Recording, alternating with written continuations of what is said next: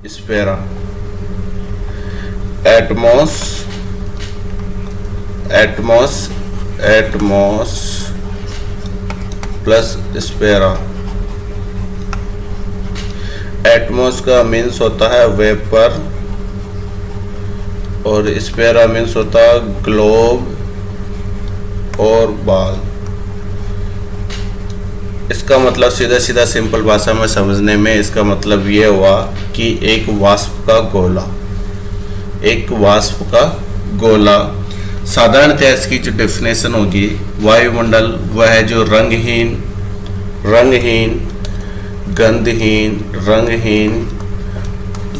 गंधहीन, स्वादहीन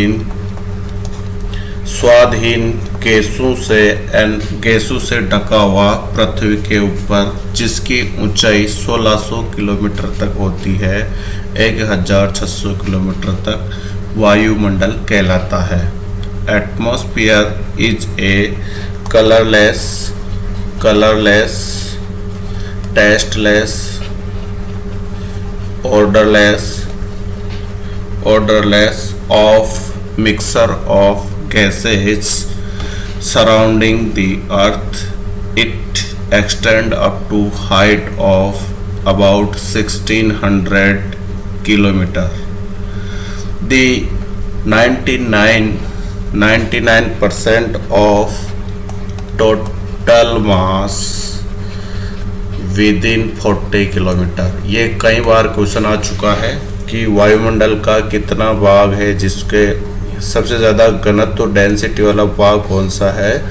तो सबसे ज़्यादा घनत्व वाला भाग जिसमें 40 किलोमीटर, शुरू के 40 किलोमीटर में आपके वायुमंडल का जितना भी भार है उसका 99% भार यहीं पे समाप्त हो जाता है, और 1% भाग शेष जितनी भी इसकी हाइट है या जिसको अपन मानते हैं उस पार्ट में उतना रहता है।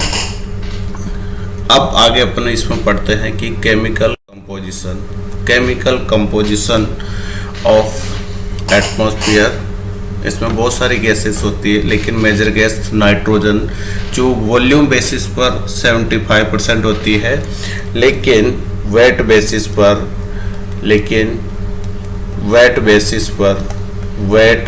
परसेंट पर ये 75.52 होती है, 75.25, और 23.14 होती है आपकी oxygen, but volume basis 20.94। Argon होती है आपकी 1.28। कार्बन डाइऑक्साइड होती है आपकी 0.045, और बाकी जो गैसेस होती है वो सारी ट्रेस अमाउंट में होती है, सारी की ट्रेस बहुत ही कम मात्रा में। मेजर जो कंपोजिशन होता है आपका नाइट्रोजन और ऑक्सीजन ही सबसे ज़्यादा मोस्ट एरिया को कवर करती है। रिमेनिंग 1 से 1.2% तक argon, carbon dioxide, neon, helium, ozone, hydrogen, krypton, xenon, methane, इन सब गैसेस का कंट्रीब्यूशन रहता है। अब इससे हर ईयर एवरी ईयर एक न एक या तो 2 लाइन का क्वेश्चन बनता है, या फिर अपन कंपटीशन के पॉइंट ऑफ व्यू से देखा जाए तो 2-3 तरीके से इसी में से क्वेश्चन पूछा जाता है। पहला सिंपल डेफिनेशन पूछी जाती है, जो आपको पता है कि रंगहीन, गंधहीन, पृथ्वी की ऊंचाई से 1600 मीटर दूर तक जो स्थित होता है वो आपका वायुमंडल कहलाता है। अब आता है नाइट्रोजन के केस से, कि क्वेश्चन ऐसे आता है कि constitute of nitrogen in atmosphere by percent by volume basis और percent by weight basis. Weight basis पे पूछ ले तो आपका आंसर 75.25 आना चाहिए, और नाइट्रोजन को अगर वॉल्यूम बेसिस पर पूछे तो 78.08 आना चाहिए। ये JRF, SRF, net in exam में सबसे ज़्यादा पूछा जाता है। बिल्कुल स्पेसिफिक चीज़ पूछी जाती है, स्पेसिफिक कि क्या आंसर आना चाहिए, क्योंकि अपने को 78 इन जनरल याद रहता है। अगला ऑक्सीजन 20.94 अगर वॉल्यूम बेसिस पर पूछ ले तो, लेकिन अगर इसी क्वेश्चंस को वेट बाई परसेंट पर पूछे तो 23.14 आंसर आना चाहिए आपका। सिमिलर आर्गन 1.28 आना चाहिए वेट बेसिस पर और वॉल्यूम बेसिस पर 0.93। आल्सो कार्बन डाइऑक्साइड 0.045% आना चाहिए वेट बेसिस पर। अब अपन एक चीज़ और जानते हैं कि सामान्यतः कार्बन डाइऑक्साइड जो होती है वो 0.03 है, 0.03 है before industrial era, but present time पर अभी इसका कंसंट्रेशन है वो 410 ppm है। अब आप परसेंट टू ppm में कैसे कन्वर्ट करते हैं? परसेंट को ppm में बदलने के लिए परसेंट मल्टी ppm बराबर परसेंट मल्टीप्लाई बाई 10,000। कोई सी भी वैल्यू को अगर आप परसेंट ppm को परसेंट से कन्वर्ट कर रहे हो तो 10,000 से गुणा करोगे आप तो आपका ppm आ जाएगा। तो ये अभी अपन 410 ppm की बात कर रहा हूँ, ये वायुमंडल में वर्तमान, ये एवरी ईयर क्वेश्चन आता है इसका, वर्तमान में वायुमंडल में कार्बन डाइऑक्साइड का कंसंट्रेशन क्यों, क्योंकि ये क्लाइमेट चेंज का भी बहुत बड़ा टॉपिक और इश्यूज है। अब इसमें से अगला जो क्वेश्चंस पूछते हैं और कई बार वो क्वेश्चन पूछा हुआ भी है, वो क्वेश्चन ये है कि जो अपना कार्बन डाइऑक्साइड्स है इसकी ज़मीन में कितनी मात्रा होती है, मीन्स एग्रीकल्चर लैंड होती है उसमें CO2 कंसंट्रेशन कितना होता है। एटमॉस्फेयर में 0.3 हो गया, लेकिन 0.3 लैंड में होता है due to respiration process of micro organism. सूक्ष्म जीवों के श्वसन क्रिया के कारण वायुमंडल में कार्बन डाइऑक्साइड का कंसंट्रेशन ज़्यादा होता है। वायुमंडल में क्या जमीन में कार्बन डाइऑक्साइड का कंसंट्रेशन ज़्यादा होता है एज कंपेयर टू या तुलनात्मक रूप से वायुमंडल में जितना CO2 है उससे। तो आपको हमेशा इसमें फिर से मैं एक बार रिपीट कर रहा हूँ, अगर आपको पहले ये ध्यान रखना चाहिए कि nitrogen, oxygen, argon, CO2, neon, helium, ozone, hydrogen, krypton, xenon, methane, इन गैस से क्वेश्चंस पूछा कि वॉल्यूम बाय बेसिस पे पूछा आंसर आपको या वेट बेसिस पे पूछा। अगला क्वेश्चन ये ध्यान रखना कि CO2 हमेशा कंफ्यूज करता है। प्री इंडस्ट्रियल एरा पर 0.03% था, it means 300 ppm, but now present time में 410 ppm है, 410 ppm है। और वायुमंडल में अगर आपको पूछ ले तो 0.3 बताना। क्यों ऐसा क्यों होता है? इसमें ज़मीन के अंदर CO2 का कंसंट्रेशन ज़्यादा होता है क्योंकि छोटे छोटे माइक्रो ऑर्गेनिज्म सूक्ष्म जीव है, बैक्टीरिया, फंगस, एक्टिनोमाइसीटीज, एल्गी, वो श्वसन क्रिया करते हैं। उनकी श्वसन क्रिया में वो ऑक्सीजन लेते हैं और कार्बन डाइऑक्साइड छोड़ते हैं, तो उस जगह पे ऑक्सीजन डिफिशिएंट होती है और कार्बन डाइऑक्साइड का कंसंट्रेशन बढ़ जाता है। अगला क्वेश्चन ये है कि मैंने 410 तो ppm में बोला है और 0.03% में बोला, तो एक फॉर्मूला होता है इसका कन्वर्टेबल में, कई बार ये पूछ भी सकते हैं, जैसे कि ppm बराबर परसेंट वैल्यू इंटू 10,000। ऐसा करने से आपकी परसेंट की वैल्यू होती है उसको ppm में कन्वर्ट कर सकता है, ये एक फॉर्मूला है इसके तहत। अब आगे अपन बात करते हैं एटमॉस्फेयर की संरचना, structure of the atmosphere. Structure of the atmosphere में सबसे पहले अपन बात करते हैं इसकी जो ट्रोपोस्फेयर की। ट्रोपोस्फेयर को आप सब जानते हैं, हिंदी में इसको क्षोभ मंडल बोलते हैं, क्षोभ मंडल। और इसके दूसरे और नाम हैं, एक नाम है इसका वर्टिकल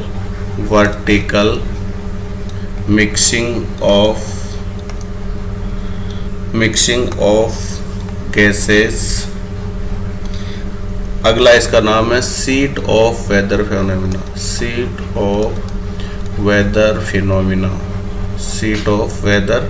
फिनोमिना।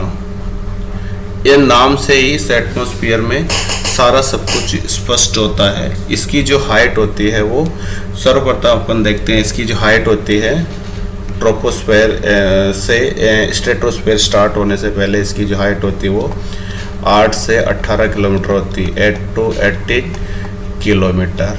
ठीक है। सीट ऑफ वेदर फिनोमिना, इसका बहुत मोस्ट इम्पोर्टेंट क्वेश्चन आता है कई बार। क्योंकि इसमें सारी वर्षा, रेन, आंधी आना, बादल बनना, आंधी आना, बादल बनना, ओले गिरना, जितनी भी कृषि संबंधित समस्याएं, बादल में मौसमी बदलाव वाली जितनी भी स्थिति होती है वो घटना इसी में घटित होती है। जितनी भी वेदर फिनोमिना, वेदर होता है, वेदर इज द कंडीशन और state of atmosphere, it is given at a place and time. Weather means वो अपने स्थिति और स्थान समय को बताता है वायुमंडल की। तो जितने भी वर्षा, आंधी, बादल ये बनना, इसी वजह से इसको सीट ऑफ वेदर फिनोमिना बोलते हैं। अगला इसका नाम डाला गया है आपका वर्टिकल मिक्सिंग ऑफ गैसेस। इस वायुमंडल में सारी गैसेस वेल मिक्स्ड होती है, इसलिए इसको vertical gases mixing of gases भी बोला जाता है। इसमें क्या होता है कि फॉग, मिस्ट, रेन के साथ साथ the outstanding characteristic of troposphere is temperature decrease with increase in altitude. The temperature at the boundary of atmosphere is रफली -60 डिग्री। जो टेम्परेचर होता है इसका मीन्स हाइट के साथ साथ घटता जाता है, और आपका जो आउटर बाउंड्री है वहाँ पर -60 डिग्री के समथिंग होता। कितना? ये पिछली बार नेट में कुछ क्वेश्चन जब पूछा हुआ है, नेट 2020 में क्वेश्चन पूछा है, रफली -60 डिग्री आउटर बाउंड्री पर एटमॉस्फेयर की -60 डिग्री सेंटीग्रेड तापमान आपका होता है। अब अगला क्वेश्चन इससे ये बनता है कि जो स्ट्रेटोस्फेयर और ट्रोपोस्फेयर को डिफरेंट करने वाली जो लेयर होती है उसको ट्रोपोपॉज के नाम से जाना जाता है। किस नाम से?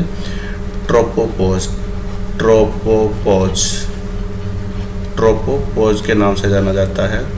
इसके अलावा अब अपन स्ट्रेटोस्फेयर में बात करेंगे। स्ट्रेटोस्फेयर को समताप मंडल बोलते हैं हिंदी में। समताप मंडल इसलिए बोलते हैं उसको कि उसमें तापमान होता है वो एक जैसा होता है पूरे में, न तो घटता है न बढ़ता है, लगभग सिमिलर तापमान होने की वजह से उसको समताप मंडल बोलते हैं। और इसी का दूसरा नाम है ओजोन लेयर, ओजोनोस्फेयर, और सीट ऑफ फोटोकेमिकल रिएक्शंस के नाम से भी जाना जाता है इसको। Seat of photochemical reactions, seat of photochemical reaction. अब अपन इसकी बात करते हैं। समताप मंडल, seat of photochemical reactions, ozonosphere, ozone layer. इसमें दो ही चीज़ के लिए सबसे अच्छा बेटर रहता है। इसकी जो हाइट होती है उससे अपन बात करेंगे तो 8 से 18 किलोमीटर टू 50 किलोमीटर तक इसकी ऊंचाई होती है। और अल्टीट्यूड इंक्रीज होने के साथ साथ टेम्परेचर हल्का मीन्स सिमिलर रहता है टेम्परेचर। और लेकिन स्ट्रेटोस्फेयर में टेम्परेचर धीरे धीरे ऊंचाई बढ़ने के साथ साथ टेम्परेचर इसका बढ़ता है। ठीक है। अब ये हवाई जहाज एरोप्लेन उड़ान के लिए सबसे बेस्ट है। हवाई जहाज एरोप्लेन उड़ान के लिए सबसे अच्छा है। दूसरी इस जो लेयर होती है इसमें ओजोन लेयर होती है। ओजोन मीन्स O3 गैस की लेयर होती है जो सूर्य से आने वाली डायरेक्ट अल्ट्रावायलेट रेज, पराबैंगनी किरणों से हमारी रक्षा करती है। इसी अल्ट्रावायलेट रेज का प्रोटेक्शन की वजह से ही अर्थ के ऊपर जीवन संभव है, अदरवाइज जीवन इसमें बड़ा डिफिकल्ट होता है। अब एक नाम और आया था यहाँ पर, सीट ऑफ फोटोकेमिकल्स क्यों बोलते हैं? क्योंकि ओजोन लेयर होती है उसमें O3 मॉलिक्यूल्स होता है। O3 मॉलिक्यूल्स क्या होता है कि डायरेक्ट जैसे आपकी लाइट आएगी, सूर्य की किरणें आएगी, सनलाइट आने पर ये O3 molecule O2+ singlet O या नवजात ऑक्सीजन में कन्वर्ट हो जाता है। तो जैसा कि अपन जानते हैं कि कोई भी एटॉम अगर अलग होता है तो जब तक उसकी स्टेबिलिटी नहीं आती तब तक वो हाईली रिएक्टिव इन नेचर का होता है। तो ये जो O मॉलिक्यूल्स होता है ये टूट के जमीन पे आ जाता है और ये कोई भी ऑक्सीजन के मॉलिक्यूल से करके O3 या ओजोन लेयर बना लेता है। बिल्कुल अर्थ सरफेस के पास ओजोन लेयर बना लेता है। इसी लेयर के कारण विश्व तपन प्रभाव भी हो रहा है। विश्व तपन प्रभाव जिसको ग्लोबल वार्मिंग बोलते हैं। क्योंकि जितनी भी ये सनलाइट आती है वो यहाँ से यूवी को प्रोटेक्ट कर लेती है, लेकिन सनलाइट आती है ज़मीन पे गिरती है, धरातल पे गिरने टकराने के बाद जब वापस रिटर्न होती है तो ये ओजोन लेयर होती है, नहीं जाने देती है। तो वो जो रेज होती है, सन रेज, वो यहीं की यहीं घूमती रहती है और धरातल को ज़्यादा गर्म कर लेती है एज कम्पेयर टू नॉर्मल। तो अब ये जब ऑक्सीजन मॉलिक्यूल्स होता है, oxygen molecules O2 molecule plus नवजात ऑक्सीजन, ये रिएक्ट होता है, तब क्या होता है यहाँ पे हीट जनरेट होती है और उस हीट की वजह से ये टेम्परेचर अपना इंक्रीज होता है और टेम्परेचर इंक्रीज होने के कारण इसको हीट ऑफ फोटोकेमिकल रिएक्शंस भी बोलते हैं। अगला आता है अपना मेसोस्फेयर। जो मेसोस्फेयर और स्ट्रेटोस्फेयर को अलग करता है उसको स्ट्रेटोपोज के नाम से जाना जाता है, स्ट्रेटोपोज के नाम से जाना जाता है। अब मेसोस्फेयर होता है जस्ट अबव दी स्ट्रेटोस्फेयर होता है और मेसोस्फेयर में फिर से अपना टेम्परेचर डाउन होने लगता है और टेम्परेचर डाउन होने के साथ साथ इसकी जो हाइट होती है वो 50 से 80 किलोमीटर तक होती है, 50 to 80 किलोमीटर। और जस्ट इसके अबव जो अपना थर्मोस्फेयर होता है, इसको कभी कभी एक्सोस्फेयर भी बोलते हैं, एक्सोस्फेयर, और इसका टेम्परेचर 1000 डिग्री सेंटीग्रेड से अबव होता है, जो अपना नीचे के रियल टेम्परेचर से अलग होता है। अदरवाइज इतना तापमान ज़मीन पर आ जाए तो जिंदगी जीना असंभव होता है। थर्मोस्फेयर, इसको हिंदी में आयन मंडल के नाम से भी जान सकते हैं, आयन मंडल, क्योंकि इस मंडल की हेल्प से जितने भी आपके टीवी, रेडियो, मोबाइल नेटवर्क इसी से ही हैंडल होते हैं, या यहीं से जो रेज आती है उसी की वजह से ये चलने में हेल्पफुल होते हैं। तो फ्रेंड्स, अगले वीडियो के लिए हमारे चैनल के साथ बने रहे। मैं डॉक्टर BL कुमार, धन्यवाद।